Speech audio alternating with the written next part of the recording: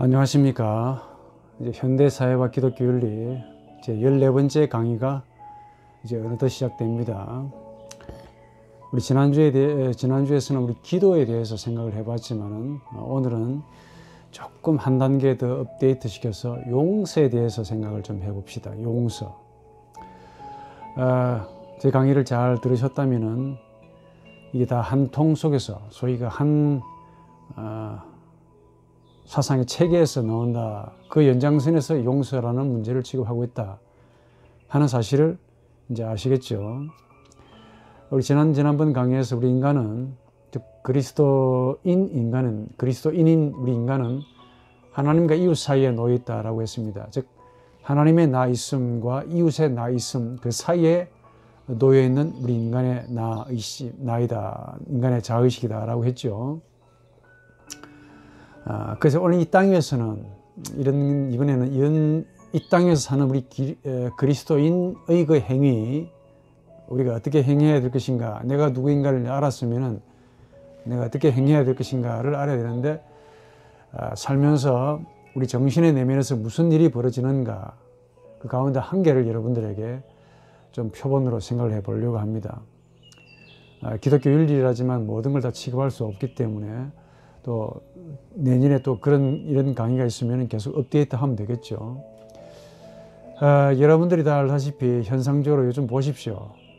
참 우리가 사는 세상 갈등 많습니다. 싸우고 욕설하고 대립하고, 조금만 그 상대의 기분을 상하게 해도 그저 참지를 못하고 기분 나빠하고 속이 상하고, 참 요즘 말로 말해 아주 까칠한 그런 세상입니다. 그러니까 어떻게 보면 생각 여하에 따라서 가볍게 넘어갈 수 있는 그런 일인 것 같은데 그걸 이해를 못해. 받아주지를 못하고 서로 상처를 주고 상처받고 원수로 지내면서 남남으로 삽니다. 교회 가도 마찬가지고. 물론 이런 성향은 우리 대한민국에서만 있다 이렇게 말할 수는 없겠죠. 모든 공동체에 다 있습니다. 그 원인 가운데 하나가 이 현대 기술 사회를 사는 우리 현대인들의 영혼이 그만큼 피곤하고 핍절하고 권핍하고 한마디로 남을 받아줄 만한 그런 마음의 여유가 없다는 것이죠. 단적으로 말해 개인주의가 참 팽배해 있다. 개인의 성향이나 개인의 가치를 존대하는 것이 나쁘지 않죠. 당연히 그래야 됩니다. 그러나 이런 성향들이 타인, 즉 이웃에 대한 배려, 존대가 무너질 때 이제 이게 까칠해진다는 것이죠. 개인주의가 나쁘다 좋다라고 말해야 하는 것이 아니라 내가 상대를 이웃으로 여기느냐 혹은 원수로 여기느냐의 문제에서 생긴다고 봅니다. 개인주의는 난 사람의 개인의 그 가지는 개성, 가치, 성향, 기질, 이걸 존대하는 사상을 지칭하는 말이 아닙니다. 한 개인의 내면에서 무슨 일이 벌어지는가를 좀 이해할 때 이게 좀 해결될 텐데, 이해를 못하니까 자연스럽게 나타나는 우리의 힘의 의지, 리비도의 표출이라 이렇게 보면 됩니다. 개인주의가. 그리스도를 구주로 고백하면 뭐합니까? 삶이 그렇지 않은데, 내 마음이 변하지 않은데 어떻게 되겠습니까? 이 그리스도인은 나와 마주해서 지금 내 내면에서 무슨 일이 벌어지는가를 좀 아셔야 됩니다. 한 번 더, 내가 그리스도를 믿는 나라고 할지라도 하나님의 나 있음과 이웃의 나 있음 그 사이에 놓여 있다라는 사실을 정말 가슴 속에 절감을 하셔야 돼요. 항상 느끼고 내가 누구인가를 물어야 된다 그랬죠. 내가 어디에 있는가? 하나님이 계속 묻고 있지 않았습니까? 너 어디에 있느냐고. 그래, 답은 하나님의 나 있음과 이웃의 나 있음 사이에 놓여 있다 하니까. 단적으로 이웃은 하나님이 나에게 보내주신 강도 만난 자입니다.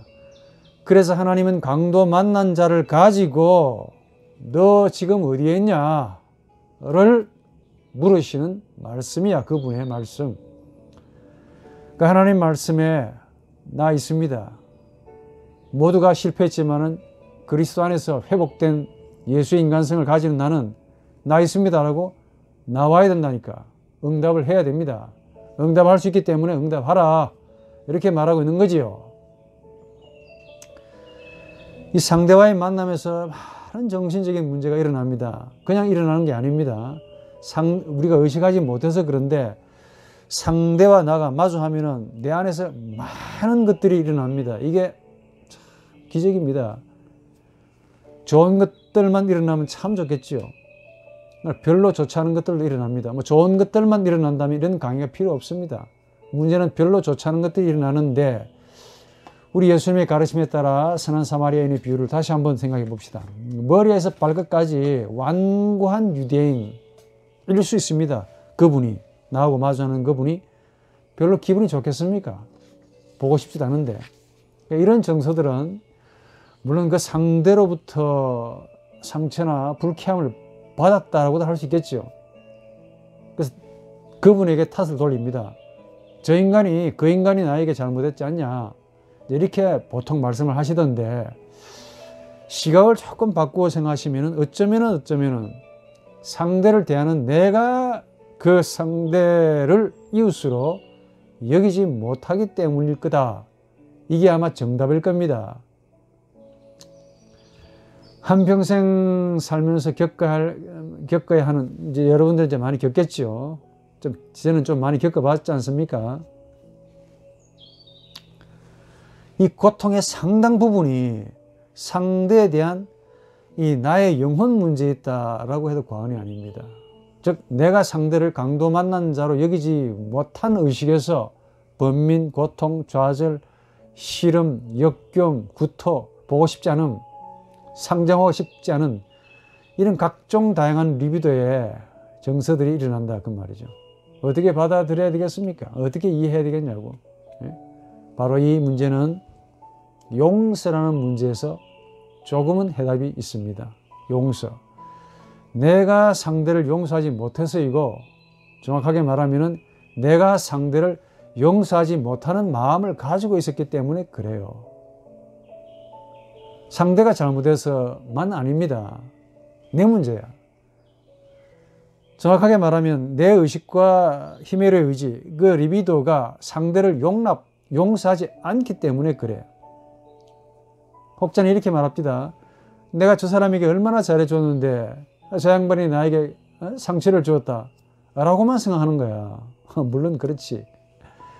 나는 상대에게 잘해줬는데 그 상대가 나에게 상처를 주었다. 그 현상적인 이야기죠.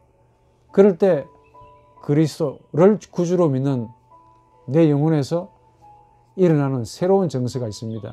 그걸 간과하시면 안 돼. 그게 뭐냐? 용서입니다. 용서. 오늘 이 문제를 좀 생각해 봅니다. 용서란 내가 남을 이해하고 용납하는 행위죠. 조금 더 내가 나에게 잘못한 상대의 행위를 용납하고 받아주는 행위입니다.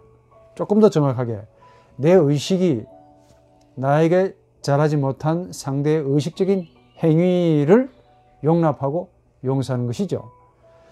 근데 이것으로 그치지 않습니다. 조금 더 들어가 보자고, 영적으로. 내 의식과 히메르 의지, 리비도가 상대가 가지는 의식, 히메르 의지, 리비도의 욕구를 용서해주는 행위입니다. 용서란.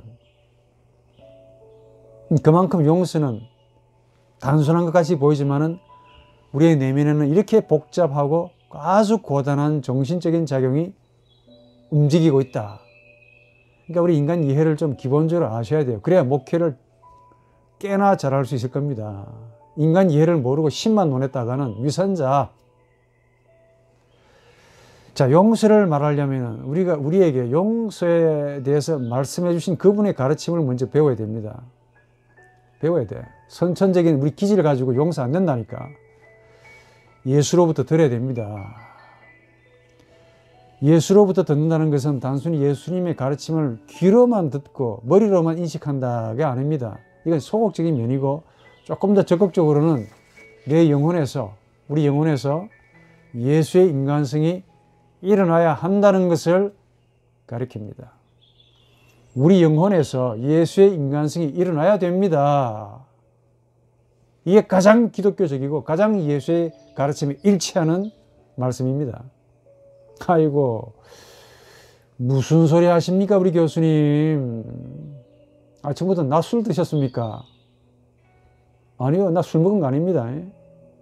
우리 영혼 안에 무슨 예수의 인간성이 있습니까? 이렇게 물으시는 것 같은데 그럴까? 이 강의를 들으시는 여러분들은 여러분 자신 안에 지금 무엇이 있는지 모르잖아요. 그러니까 강의를 듣겠지.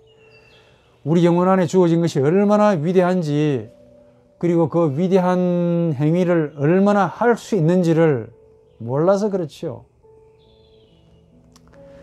우선 우리가 보지 못하고 듣지 못한 예수를 구주로 믿는 것부터 한번 생각해 보십시오. 이게 가능하겠습니까?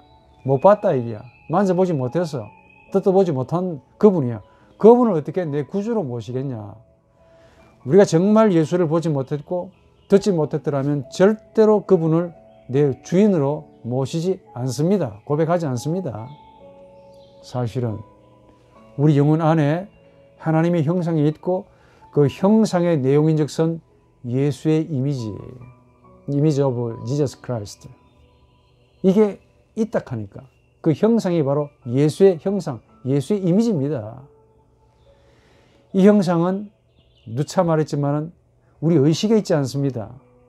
초개인적인 무의식이라는 아주 깊은 영혼의 그 심연 속에 내재해 있는 거야. 그럼에도 이 예수의 이미지를 가지고 있기 때문에 예수를 눈으로 보지 않았고 귀로 내 귀에 직접 들었지 않았지만 예수의 말씀을 알아듣습니다. 그분을 알아듣는다고, 말씀의 선포를 통해서.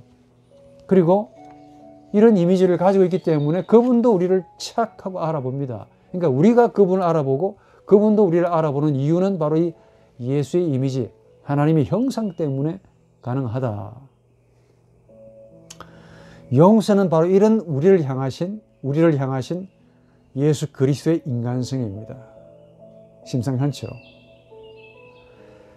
우리의 의식과 힘의 의지, 리비도의 욕망이 그동안에 그분께 저질렀던 모든 폐역과 죄악들을 그분이 먼저 용서해 주셨고, 그걸로 끝나는 것이 아니고 그분의 아들로, 하나님의 아들로, 즉 우리를 똑같은 그리스도로 양자로 삼으셨기 때문에 그래요. 예수의 십자가의 죽음과 부활은 다른 기독교 가르침에서도 가운데 아주 독특한 성질을 가집니다. 하나님의 죽음이라고 그러고 동시에 하나님에 의한 부활이라고 그렇게 말씀합니다.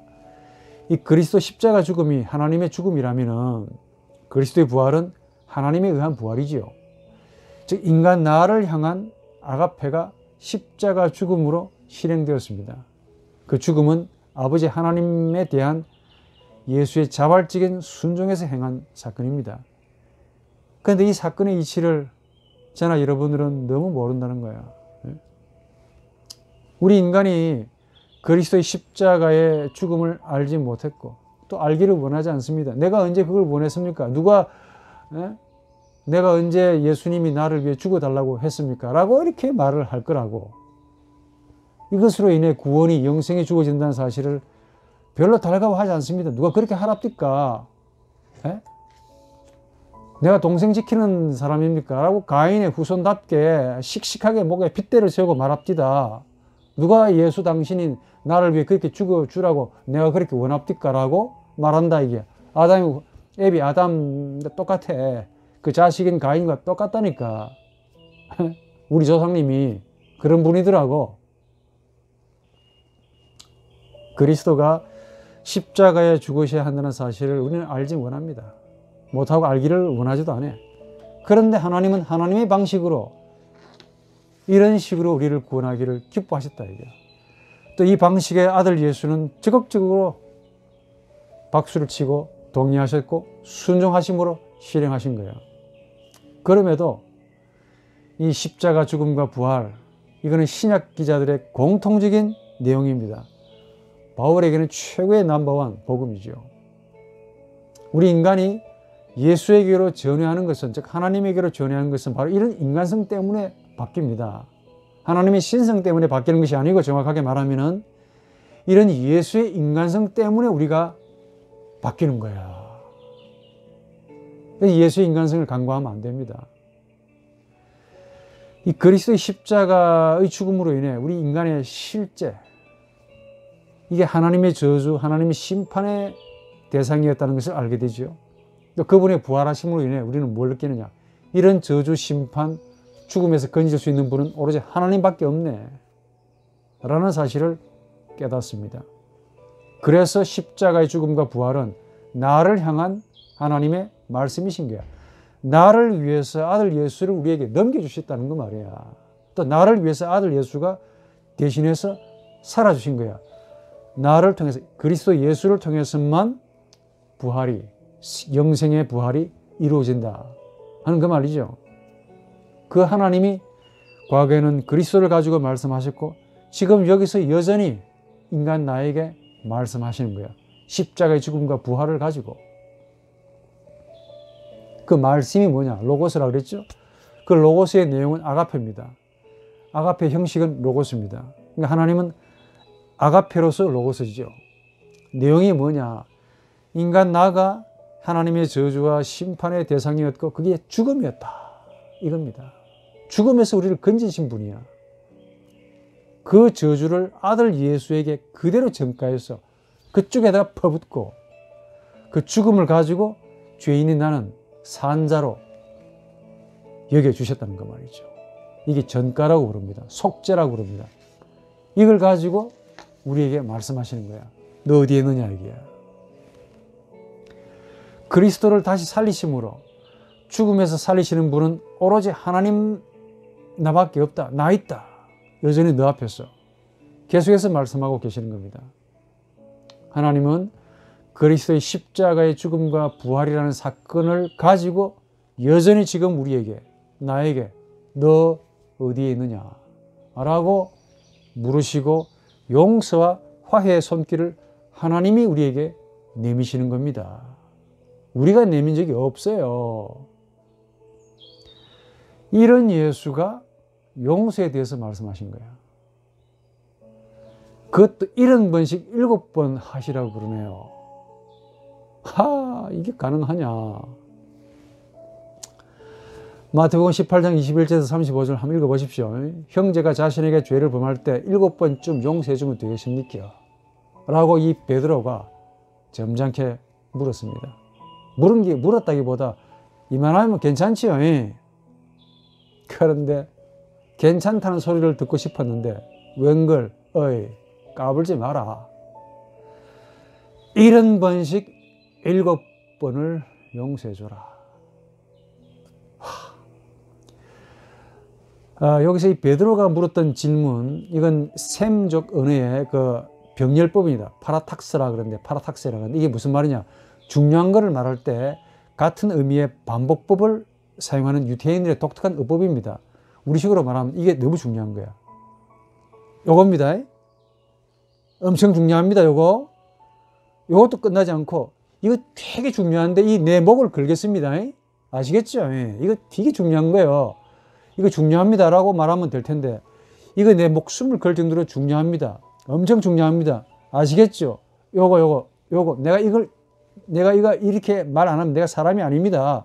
이렇게 자꾸 똑같은 말을, 의미를 가진 말을 다른 방식으로 말하는 것을 파라탁세, 병렬법이라고 그럽니다. 이게 일종의 병렬법이야. 베드로가 7번 정도 용서에 대해서 말할 수 있었던 근거가 뭐냐? 그러니까 베드로는 자신만만하게 예수에게 한 7번 용서해주면 칭찬받을 거다. 그런데 이 베드로가 이 말을 예수께 던졌던 그 베드로의 그 머릿속에는 당시 유대인들의 그 율법에 대한 이 생각을 가지고 물었던 겁니다. 통상 유대인들은 하나님이 동일한 죄에 대해서 한 2-3번까지 용서하시는 걸로 믿었습니다. 이 완고한 유대인들이. 그래도 우리처럼 여기에 근거해서 비록 성경에 아주 명확하게 나오진 않습니다. 유대인들은 인간이 이런 자신의 행위를 할 때 하나님을 본받아야 된다고 믿었습니다. 그러니까 베드로도 이런 맥락에서 예수께 물은 거야. 얘는 예수를 보면서 참 특이한 걸 많이 봤을 겁니다. 그래서 유대인의 율법의 정신을 넘어서서 7번 정도까지, 보통 한 2-3번 정도를 용서하라고 그러는데 유대인들 율법에 따르면은, 그러니까 이건 조금 더 넘어가서 한 7번 정도 용서하면 분명히 맞지 않을까. 이게 특별한 제안이라고 본인은 스스로 생각한 거야. 그런데 너무 파격적인 예수의 대답이 충격입니다. 충격. 490번. 동일한 범죄 490번. 이 예수의 용서는 우선 창세기 4장 24절을 의식하면서 하신 말씀이라고 주석가는 그렇게 말합니다. 뭐냐? 라멕의 복수의 보복의 찬양이죠. 원수 갚는 것을 찬양하는 노래가 나오는데 여기에 대한 복수에 대한 용서입니다. 그러니까 예수께서 70번씩 7번이냐 아니면 혹은 77번이냐 이건 정확하게 분명하지 않다고 말하죠. 그만큼 무한한 용서를 말하고 있습니다. 그룬트만이라는 신학자는 이렇게 말합니다. 라멕의 그 복수의 정렬로 노래한 그 라멕의 보복의 세계와 정반대에서 나타난 예수의 세계를 말하는 것이 분명하다. 동감합니다. 우선 이 가르침을 문자적으로 이해하자면 490번인데 이게 문자적인 해석이 아니겠죠. 한마디로 무한히 용서해줘라 하는 말입니다. 그러니까 한 형제에게 490번 그리고 한 사람이 똑같은 형제에게 490번씩이나 동일한 죄를 저질 수 있는 사람이 과연 있겠습니까? 또 똑같이 490번을 용서해주라 횟수가 문제가 아니겠죠. 그만큼 무한히 용서해주라 무한하게 용서해야 한다라는 식으로 이해하는 것이 좋습니다. 근데 문제는 이렇게 말씀하시는 예수가 남을 용서하는 것이 이렇게 무한할 수 있다라고 보시는 데가 이제 이게 문제입니다. 우리는 보이지 않는데 저분은 우리를 그렇게 보고 계신다는 거야, 이게. 베드로가 형제 범죄를 한 7번 용서하면 되겠습니까? 아니다. 490번. 아마 베드로의 이 생각이 지금 우리가 할 수 있는 최상의 최고의 용서의 개념이라고 봅니다.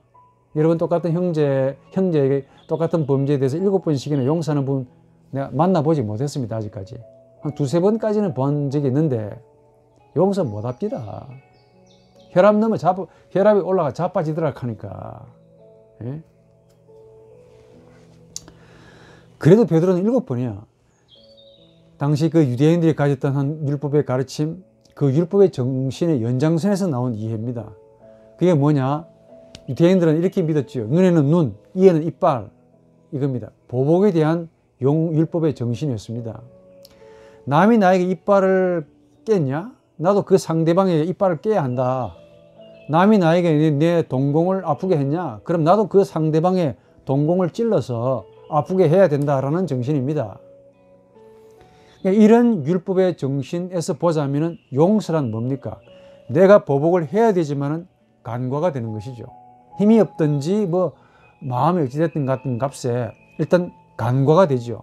그러니까 내가 상대방으로부터 이가 상하는 상해를 입었지만은 그 상해를 내가 법대로 복수하지 않고 간과하는 행위가 됩니다. 이가 아파요. 너무 아파. 한 대 맞았더니 내가 받은 상해를 그대로 똑같이 갚아주지 않고 넘어가는 행위가 적어도 유대인들에게는 이게 용서가 되는 거야. 달리 말하면 참는 거야, 참는 거. 그냥 참는 것이지. 상대방이 내 이빨을 상하게 했기 때문에 나도 그 양반의 이빨을 깨부시할 권리를 가지고 있습니다. 적어도 법에 따르면은. 그런데 이런 권리를 내가 사용하지 않고 참는 것. 이게 유대인들이 생각하는 용서야. 우리하고 너무 똑같죠. 그러니까 여기서 말하는 용서란 보복에 대한 간과고 참는 것이고 내 권리를 사용하지 않는 행위입니다.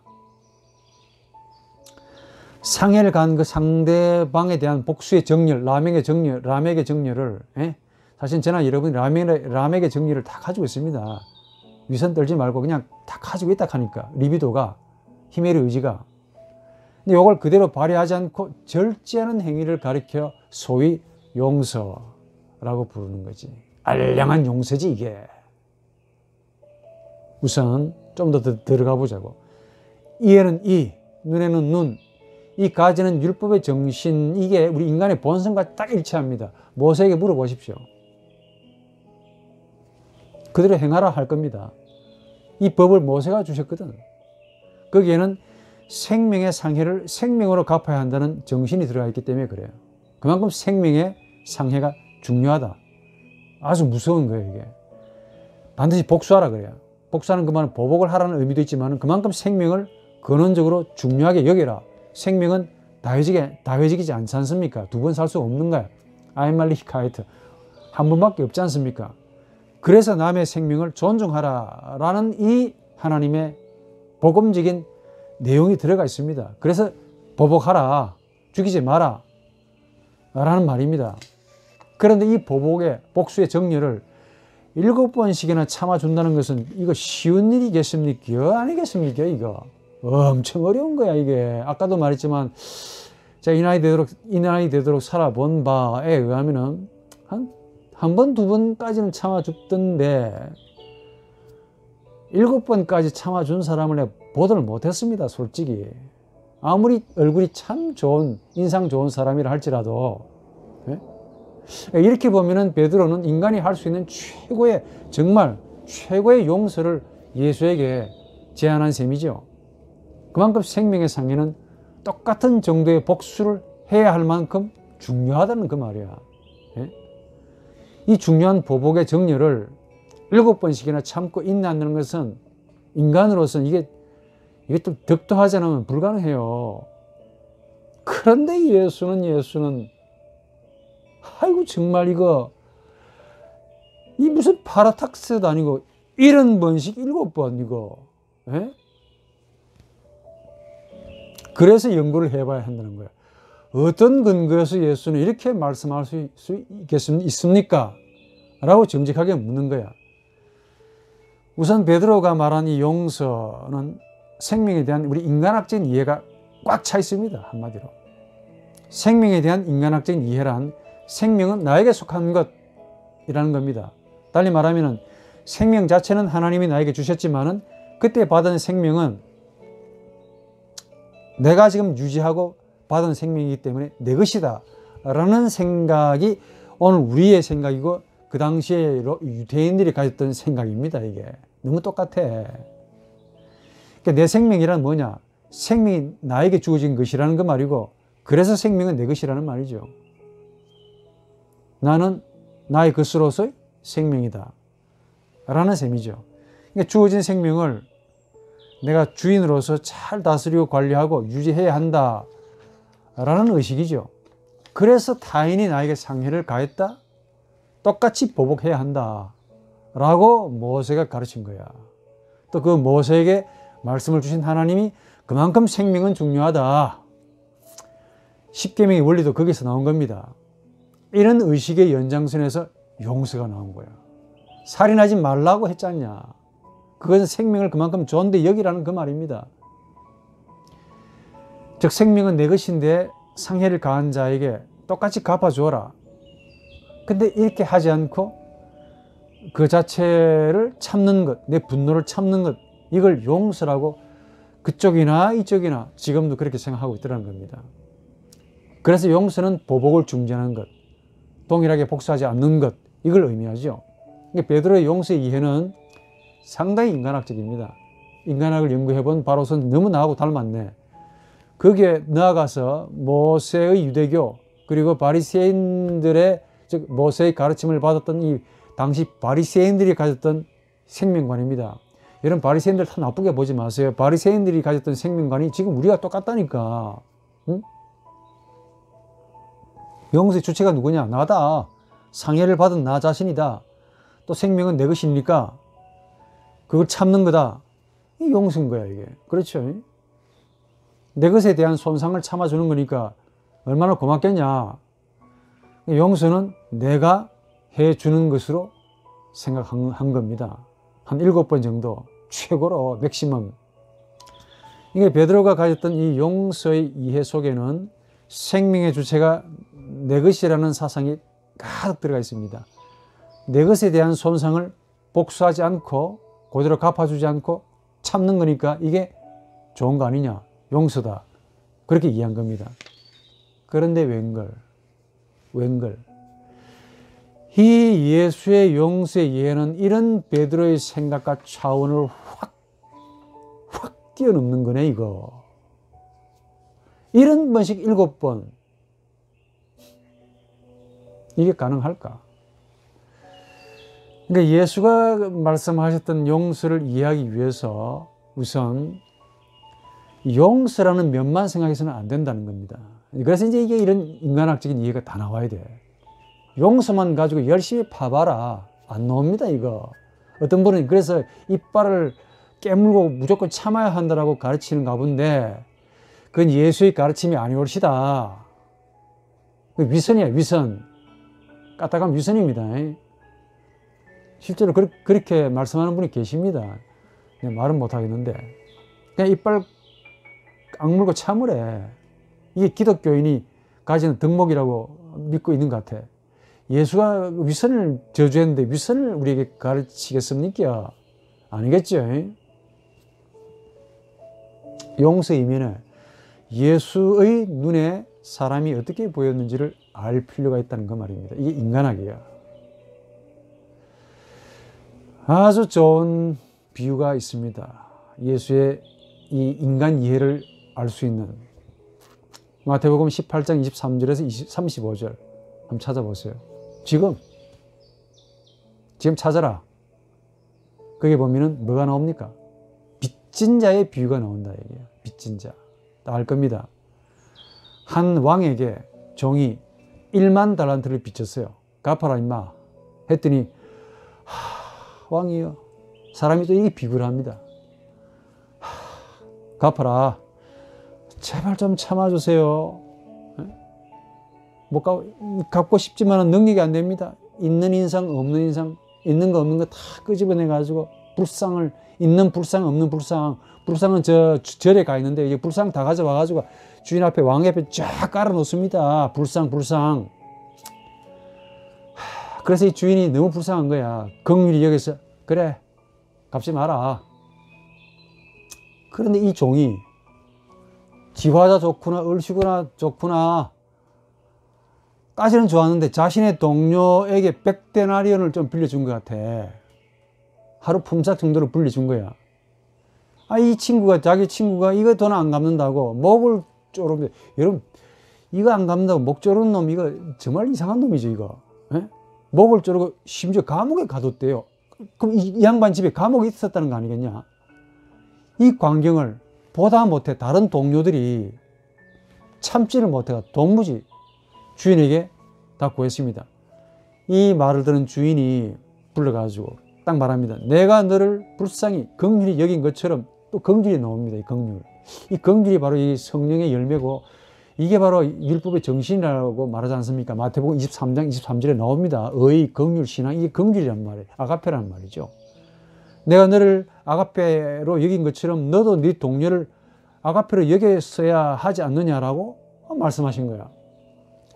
이 비유를 소개하시고 너희가 너희 형제를 진심으로 용서하지 않으면 한 번 더 자네와 내가 자네들과 나의 형제를 진심으로 용서하지 않으면 저 하늘에 계신 예수의 아버지께서도 자네와 나에게 이와 같이 하실 거다 라고 경고를 하셨습니다. 이 작은 경고겠습니까? 그래서 이게 전율이 오고 살이 떨린다 이게. 응? 이거 쉬운 일이 아니야 이게. 하나님이 우리에게 그렇게 한다는 거 아닙니까? 내 이웃에게 하지 않으면은. 여기서 등장하는 개념이 1만 달란트와 100데나리온입니다. 이게 대비법인데 그러면서 우리가 왜 상대방 너 이웃을 용서해야 되는지를 이제 설명하고 있어요. 여러분 좀 아셔야 됩니다. 1만 달란트, 1만 달란트가 없네요. 이렇게 여기지 말라고. 1만 달란트가 그 당시에는 얼마나 큰 돈이었느냐. 예수님 당시에 헤롯 임금이 1년에 총 거두어 들인 세금의 양이 고작 900달란트 밖에 안 됩니다. 얼마라고? 9천도 아니고 900달란트 밖에 안 돼. 900달란트 밖에 안 돼. 그리고 갈릴리, 예수의 고향이죠. 갈릴리와 베레아 지역에 1년 동안 거두어 들인 세금이 고작 200달란트 밖에 안 됩니다. 신약학자인 요아킴 예레미야서는 뭐라고 말하느냐. 1만 달란트는 당시 인간이 셀 수 있었던 가장 큰 숫자였고 중동아시아 전체 지역에서 가장 큰 돈의 총체라고 추측합니다. 지금 여러분들이, 저나 여러분들이 가장 생각할 수 있는 큰 금액이 얼마입니까? 경이죠, 경. 9,999조, 그 다음에 1경입니다, 1경. 경밖에 없어요. 그 경에 해당되는 돈이 바로 10,000달란트입니다. 어마어마한 거죠. 근데 이 10,000달란트와 100데나리온을 비교를 했는데 이건 비교할 수 없는 가치야, 이게. 잽이 안 됩니다. 그러니까 비교가 안 되는 가치를 용서하는 자가, 용서해야 하는 자가 이미 받았다를 전제하고 있습니다. 아무리 찾아봐도 하나님이 나한테 10,000달란트 찾아봐도 없더라니까. 눈 닫고 찾아봐라 있습니까? 뭐 양복 주머니 넣겠습니까? 아니겠죠. 이 용서에 대한 비유를 통해서 예수는 남을 용서해야 하는 자가, 우리 그리스도인이 이미 하나님으로부터, 이웃으로부터 용서함을 받은 자라는 사실을 전제합니다. 우리가 남을 용서해야 하는 이유는 첫째, 우리가 하나님으로부터 무제한의 빚진 자라는 사실을 전제하고 있고, 그 빚은 도무지 갚을 수 없는 빚이다. 10,000달란트야. 그리고 세 번째는 이미 하나님의 은혜로 탕감되었다. 이겁니다. 그만큼 우리의 죄악이 하나님의 시각에서는 최악의 죄악이야. 이 예수가 무제한의 이 용서를 말하는 이유는 이미 하나님으로부터 무제한의 용서를 받았기 때문이라는 겁니다. 그만큼 우리의 죄악은 우리 스스로 모르는데 하나님의 눈에서는 이게 하나님의 눈이 튀어나올 정도로, 하나님이 자기 자신을 죽여야 할 정도로 어마어마한 죄인 거야, 이게. 10,000달란트라는 개념 속에는 하나님의 무한한 가치가 들어있다는 거야, 그게. 우리 행위는 100데나리온 밖에 안 돼요. 우리가 먼저 하나님으로부터 빚진 자라는 사실을 알아야 됩니다. 그래야 들어갈 수 있는 거야. 하나님으로부터 빚진 자라는 사실을 발견하면서부터 동시에 여러분들이 제 강의를 제대로 들었다면 이웃에게도 빚진 자라는 사실을 발견하게 됩니다. 아유, 내가 이웃에 빚진 적 없는데요. 그 여러분 생각이야. 얼마나 교만하고 얼마나 거만한지. 한 번도 남에게 빚진 적이 없다 그러네. 그 의식만 가지고 살기 때문에 그래. 빚져 있습니다. 하나님은 다르게 본다 하니까. 달리 말해 하나님의 나 있음을 발견하면 동시에 이웃의 나 있음이 발견된다는 것이라고 그랬죠. 나는 그 사이에 있다고 했습니다. 하나님의 나와 이웃의 나 있음은 서로 구분되는 실제성이지만 그렇다고 나눌 수 있는 건 아닙니다. 살아계신 하나님의 나 있다를 발견해야만이 바로 그 시각에서 이웃이 강도 만난 자로 나 있다가 보인다, 그 말이야. 이웃이란 하나님의 나 있음이 발견되는 곳에서 일어나는 실제성의 아주 구체적인 세상의 영혼입니다. 살아계신 하나님이 바로 그 이웃을 가지고 너 어디에 있니? 를 물으시는 것을 발견할 수 있는 겁니다. 그때 만난 하나님이 이웃입니다. 바로 이웃이 강도 만난 하나님이 되는 거지요. 하나님이 강도 만났습니다. 그래서 이웃은 하나님이 나에게 보내신 천사라는 사실을 깨닫는 거야. 여기에서가 아니고 여기에서. 여러분들은 천사라고 할 때 뭘 상상하십니까? 네? 뭘 상상하십니까?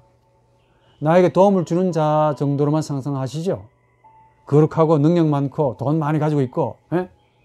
아주 힘도 있고 내가 없는 걸 저분이 가지고 있네, 천사. 그리고 나만을 위해 종노릇하고 심부름 잘하고 헌신하고 한 그 정도의 천사를 혹 상상하실는지도 모릅니다. 그런데 아닐 수 있습니다.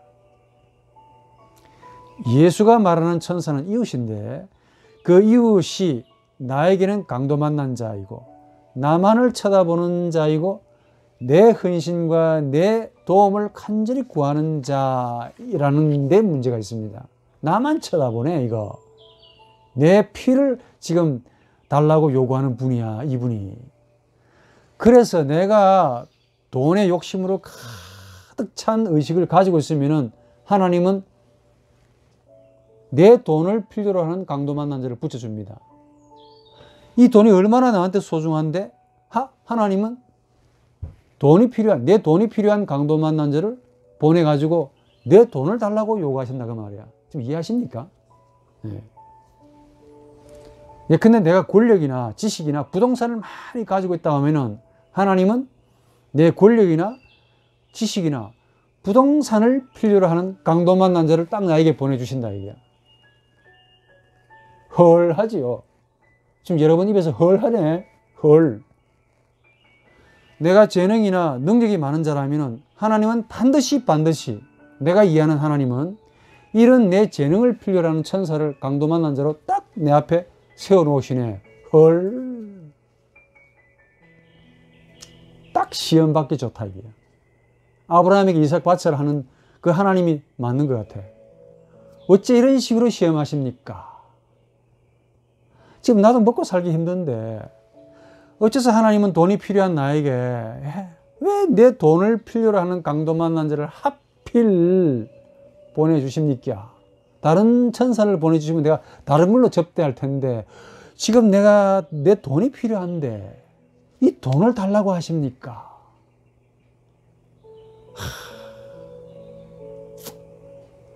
아마도 내가 돈보다 자신이 보내신 천사를 더 사랑하시는지를 시험하고 계시는 거 아닌가.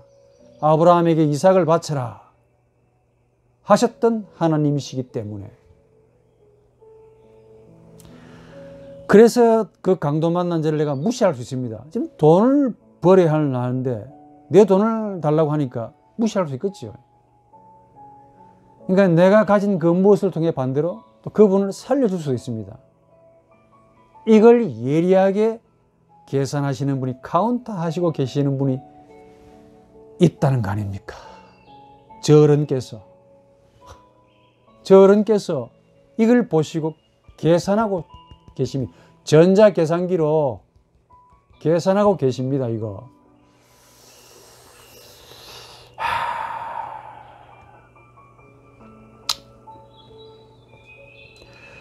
이 마태복음 25장은 아주 흥미로운 사실을 남겨줍니다. 23장, 24장, 25장인데 특히 25장 예수가 모든 천사들과 함께 오시는데 25장 31절에 양과 염소를 딱 구분해놓고, 그러니까 구분하듯이 인간들을 두 종류로 딱 나눠 놓으십니다.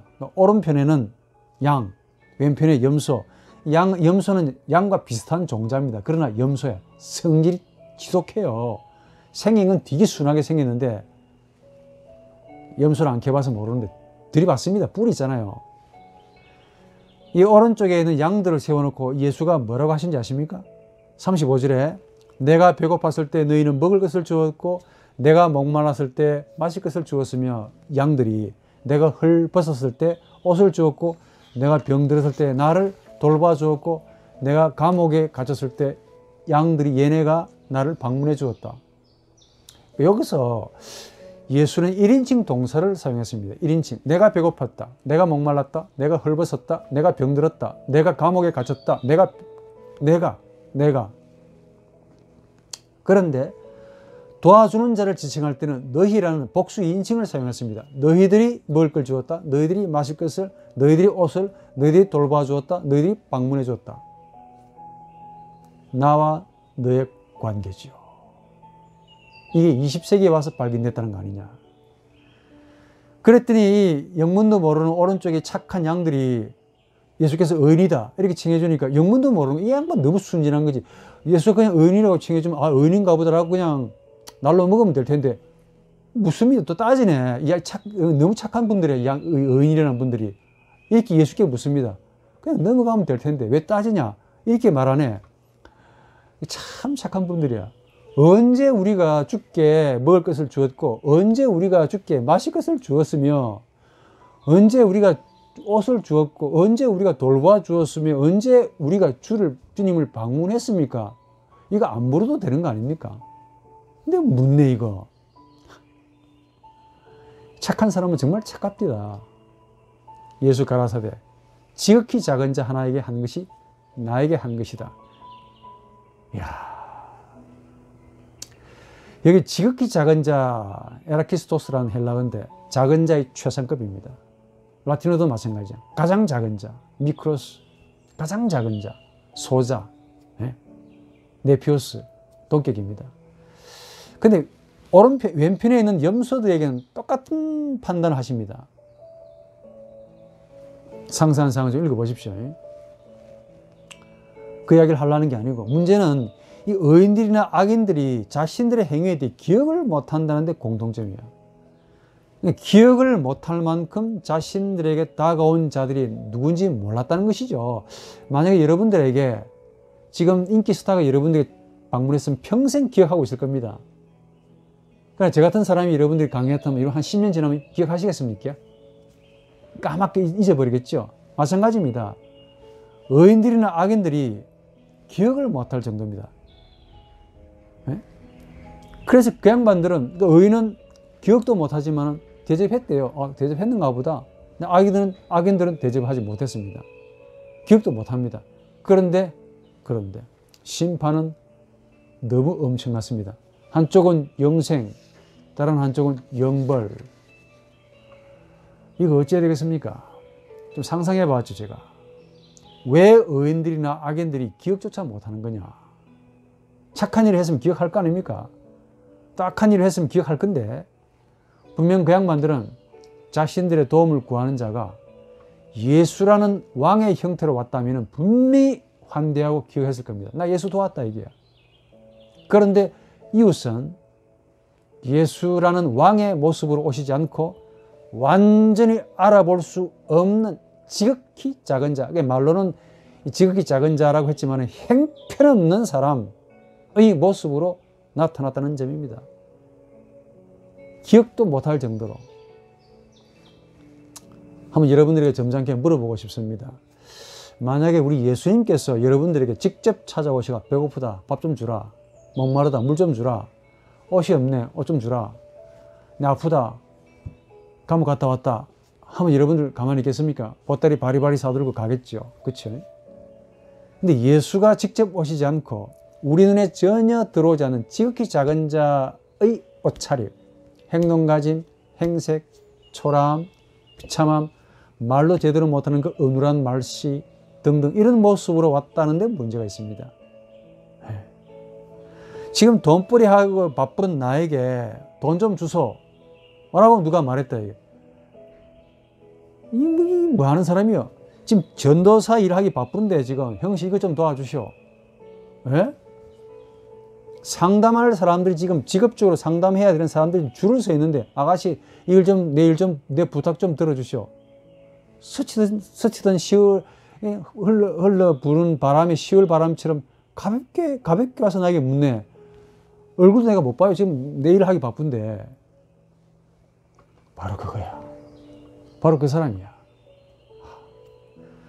강도 만난 자는 우리의 예상과는 전혀 다른 자로, 우리가 예상하는 전혀 다른 방식으로 우리의 상상을 불허하는 전혀 엉뚱한 복장으로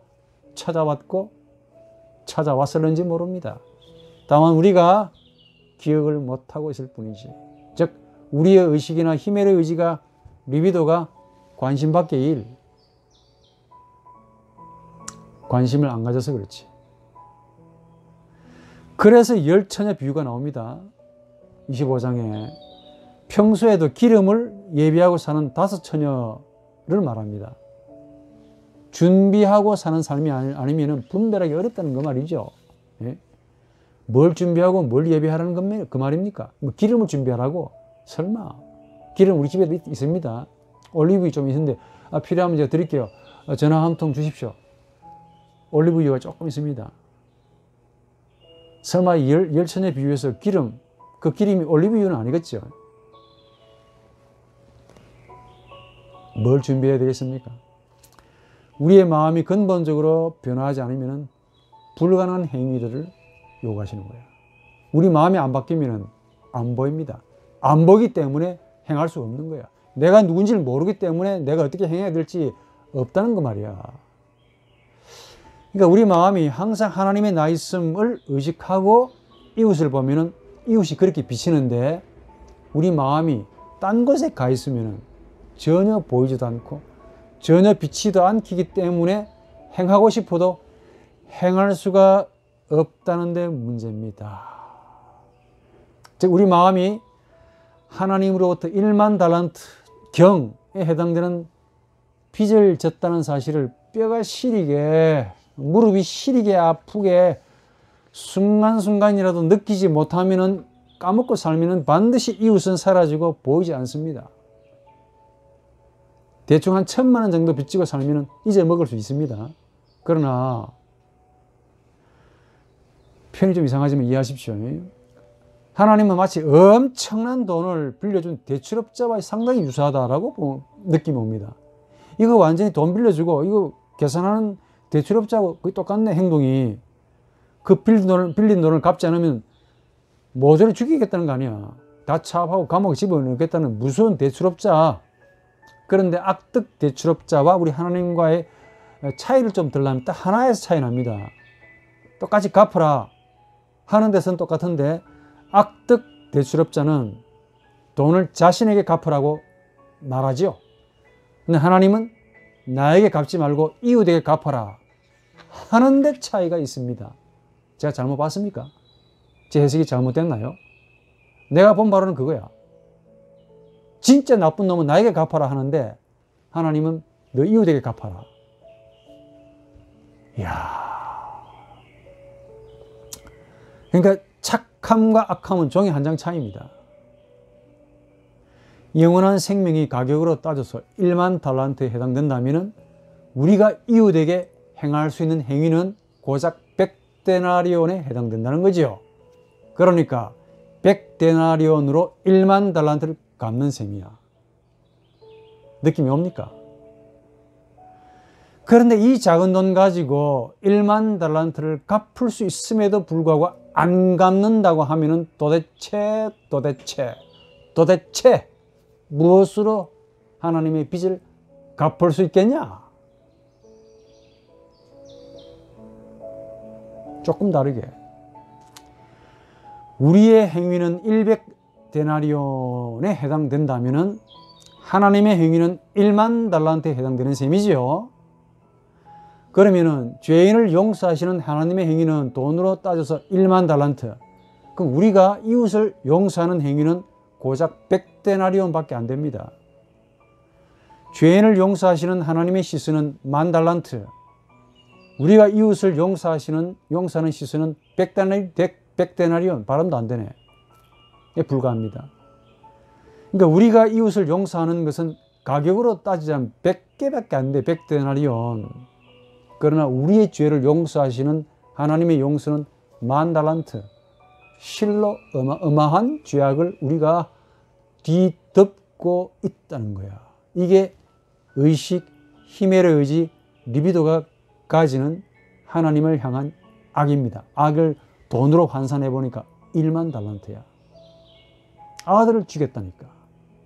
하나님 자신을 죽였다니까. 역설적으로 우리가 이웃을 용서하는 행위는 따지고 보면은 1만 달란트의 가치가 있는 셈이 되는 것이죠. 그렇죠? 이해됩니까? 즉 100데나리온짜리의 용서를 하나님은 10,000달란트로 여겨 주신다는 겁니다. 눈물이 나올 수밖에 없지.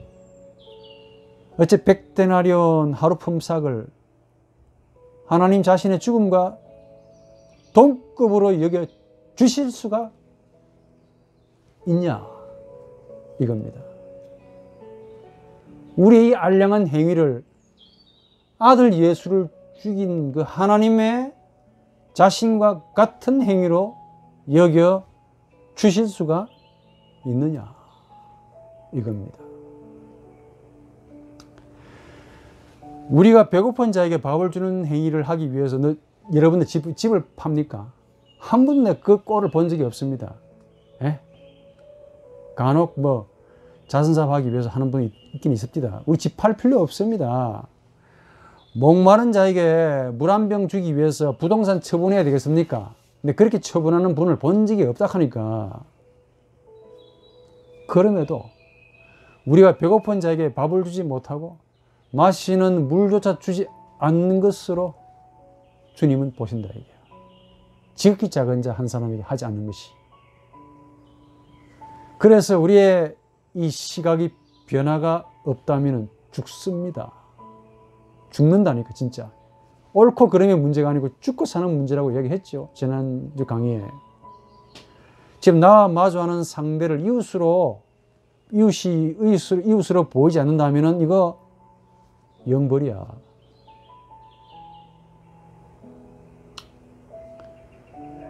이게 예수의 가르침입니다. 이 사마리아인에 비유해서 특이한 점은 강도 만난 자가 사마리아인에게 도와달라 했습니까? 말도 안 했다 하니까. 그만큼 도와달라는 말을 할 수 없을 정도로 죽게 되었다는 것도 있죠.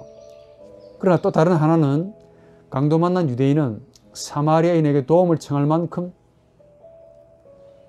자존심이 허락하지 않았을지도 모릅니다. 예? 죽어가면서도 나 유대인이다 이게.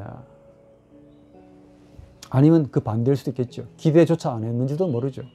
무슨 말이냐. 우리가 이웃에게 긍휼을 베푸는 행위는 이웃이 나에게 도와달라고 해야만 베푸는 것이 아니다 를 예수가 말하고 있습니다. 어떻게 생각하십니까?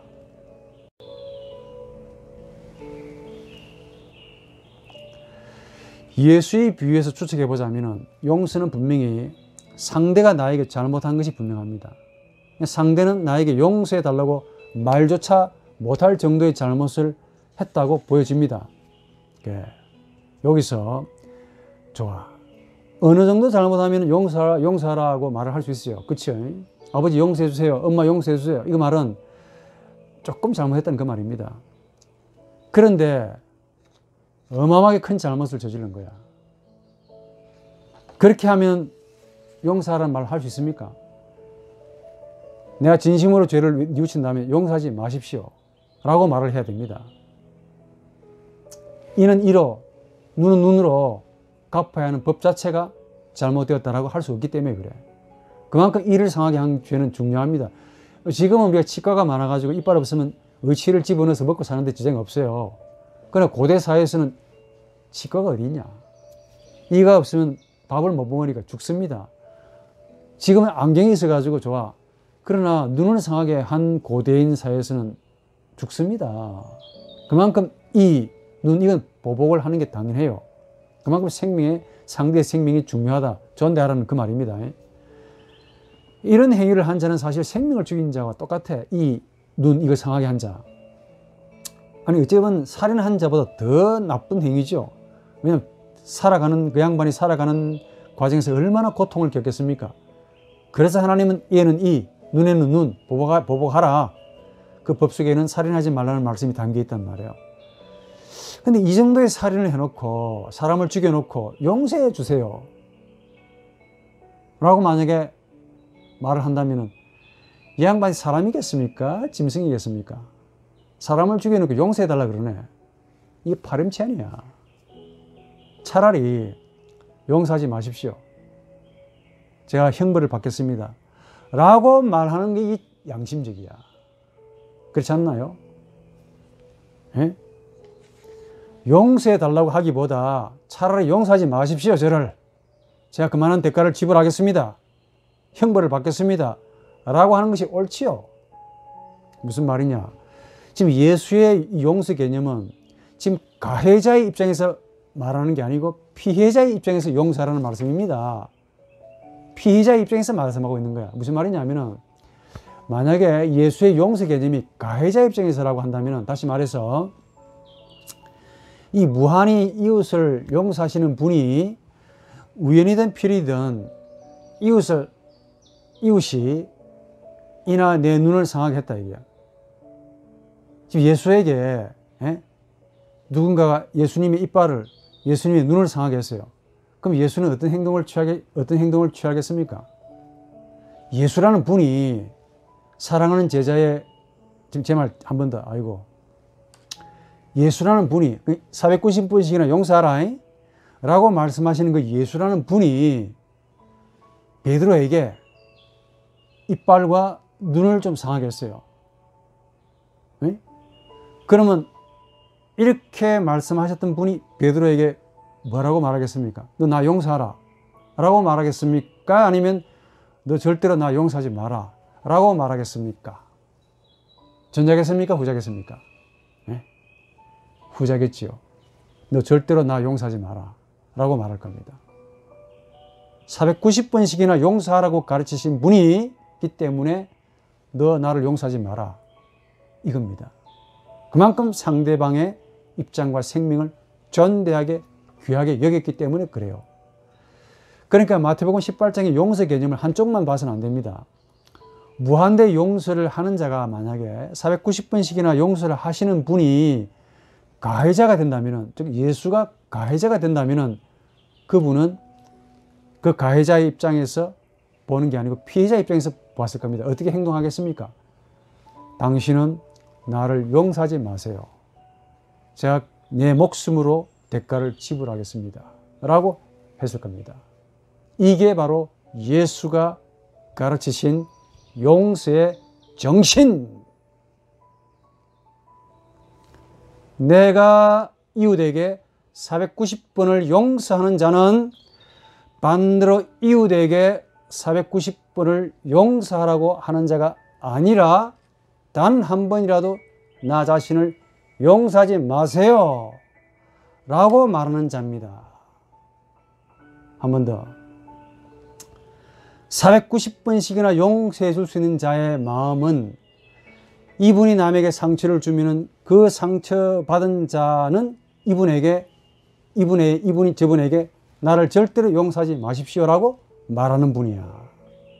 그만큼 자신을 귀하게 여기지 않고 상대방인 이웃을 귀하게 여기기 때문에 그래요. 이런 분이기 때문에 490번을 용서하라고 말씀하실 수가 있다는 그 말이야. 490번을 용서하시는 자는 이웃으로부터는 단 한 번이라도 나 용서하지 마라 라고 말할 겁니다. 그만큼 자신을 낮추는 자고 자신의 행위에 비싸게 요금을 매기지 않는 자이기 때문에 그래요. 대부분은 반대야. 조금이라고는 엄청난 가격을 자신에게 매기네. 뭐 대단한 일을 한 것처럼. 이력서 보면은 다르게 말하면은 자신을 사랑하지 말고 이웃을 자신처럼 사랑하라 하는 내용입니다. 좀 살아보니까 대부분은 반대라는 그 말에 동감하실 겁니다. 자신에 대해서는 무한대 용서를 하고 앉아 있어요. 그러나 남이 나에게 조금만 잘못하면 용서 좀 참자. 한 2번, 3번, 베드로처럼 한 7번, 그것도 대단한 것처럼, 물론 대단하죠. 이 용서 개념을 내가 수학적으로 한번 풀어볼게요. 수학은 잘 못하지만은, 단 한 번도 이웃을 용서하지 못하는 자는 자신을 490번씩이나 용서할 수 있습니다. 2-3번 정도 용서하는 자는 남을 2-3번 정도 용서하는 자는 자신을 487번을 용서할 수 있습니다. 자신에 대해서는 이게 관용하다니까. 반면에 490번을 용서하는 자는 자신을 단 한 번도 절대로 용서하지 않는 자신입니다. 자신을 이렇게 천대하는 사람이 있냐고.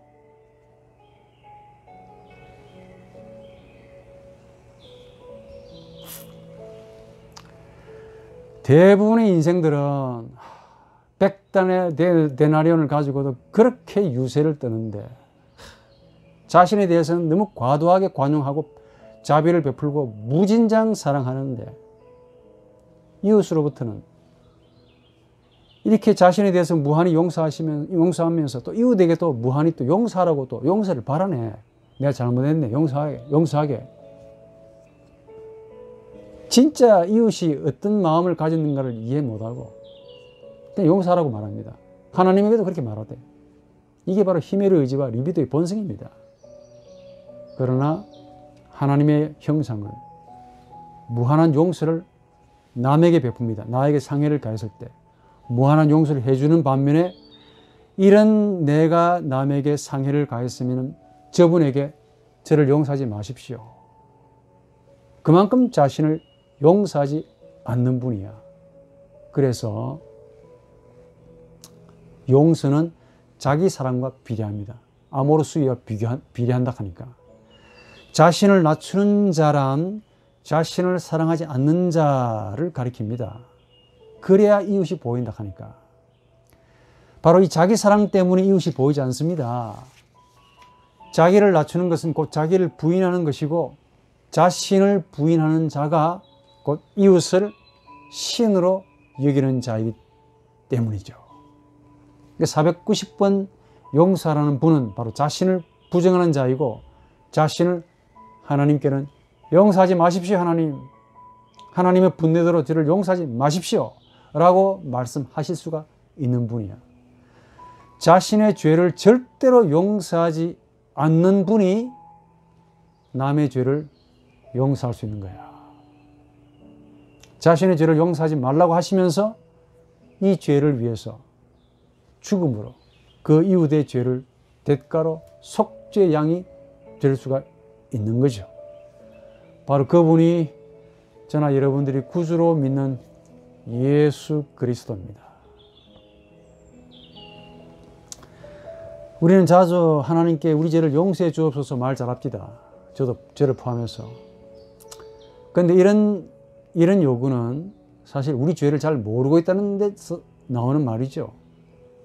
우리 죄의 깊이와 가치를 안다면 절대로 하나님이여 내 죄를 용서하지 마십시오 라고 해야 됩니다. 모르니까 이제 용서해달라고 그렇게 여기고 있겠죠. 우리 죄의 무거움을 가장 잘 아시는 분이 있습니다. 예수가 바로 그분이에요. 그분은 우리 죄의 무거움을 너무 잘 아셔서 그분이 대신 아버지께 죽어 주었습니다. 그 죄를 절대로 용서하지 마시라 하나님 하시면서 저 인간들에게 퍼붓지 마시고 나한테 예수 자신에게 퍼부시고 용서하지 마십시오. 저를 죽이시라니까 하고 예수가 우리 대신에 죽어 주었습니다. 그리고 쟤들은 바보고 어리석고 모르니까 용서해 주세요. 바로 그분이 우리에게 490번씩이나 용서하라 라고 말씀하십니다. 무슨 말이겠습니까? 너 나 닮아라. 그 아니면 뭐겠냐고. 자신을 사랑하지 않아야 이웃을 자신만큼 사랑할 수 있습니다. 자기 부정의 길. 이게 바로 그리스도인이 이 땅에서 십자가를 지는 삶이에요. 고독한 길입니다. 외로운 길입니다. 고통의 길입니다. 슬픔의 길이라니까 알고 있다고. 그러나 그 길로 우리의 주인이 먼저 가셨습니다. 우리가 그 길로 가야 하는 이유가 있다면 딱 하나뿐이야. 예수가 먼저 가셨기 때문에 가는 겁니다. 좋아서 가는 게 아닙니다. 예수를 구주로 신앙하는 길은 예수처럼 나 자신을 용서하지 않고 이웃을 무한히 용서하는 십자가의 길, 자기 부정의 길입니다.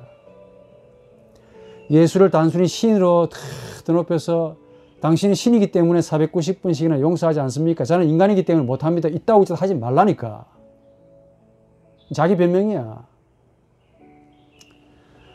신을 드높여서 영생을 주십시오. 그렇게 말씀하지 않습니다.